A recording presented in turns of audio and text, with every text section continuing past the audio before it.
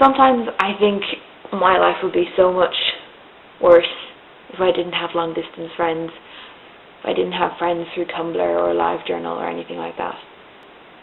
I don't know, there's something about meeting friends online through a fandom or whatever that really makes you have that intense connection, that you know you're going to have things in common from that standing point, and you know that you have, you know, the same sort of language and the same sort of interests and things, and it just makes it easier to talk to them. I have someone who's in Vienna in Austria. I have another friend who lives in LA, another one who lives in Canada, another one who lives in the Boston area.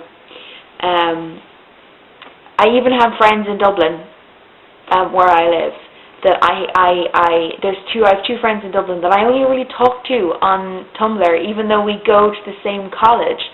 There's something so special about having a relationship through Tumblr, or LiveJournal, where you just, I don't know, it's something so different and so unique and so fun, and it's easier to be honest online, and it's easier to talk to people about how you feel and what you think than in person. So relationships with people online are really special. I wouldn't be the person I am today if I didn't have those connections and those friendships. And it's not just a silly, like, fandom thing, yay, ooh, fandom, flaily, fangirl, fanboy. It's not that at all. That's a part of it, and that's what makes it really unique, because you can't do that with just about anybody, because, you know, people you meet in real life, most of the time you don't know if they, you know, are in a fandom, and they don't really get it. They don't get fan fiction. They think it's weird. And so if you have someone online, you get to express that part of yourself without feeling any condemnation. It's just this really intense and really awesome connection, and it doesn't matter, you know, where you've come from, or how old you are, or, you know, language barriers or whatever. Well, to be fair, most people online speak English, so that's fine. It's all just, you all have that base connection, and friendships can really flourish from that, and that's why I love the internet. One of the first people I met online, her actual name is Kate.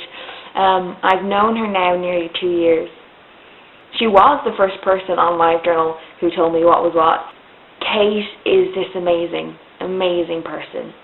And, oh, I love her so much. I love her so much. She's one of my best friends. And we started off just, you know, leaving comments on LiveJournal, and then we moved up to emails, and we'd have like big long emailing reviews of Supernatural during season 5, and then last Christmas we started Skyping, and I think the first time we ever Skyped we talked for about 4 hours straight, which is pretty awesome. I went over to LA to see her last summer just gone, spent 3 weeks with her and her boyfriend and her friends, and lived on a futon, pull-out bed in her house. One of the great things about having friends who live away is that when you go visit them, you don't have to pay for accommodation. You can just kip on their couch. It's awesome. But that was an amazing 3 weeks. And it was amazing because the hardest thing about having a long-distance friendship is that when your friends are hurting, or when something bad has happened, or, you know, when anything has happened and you want to be there and you want to either comfort them or congratulate them.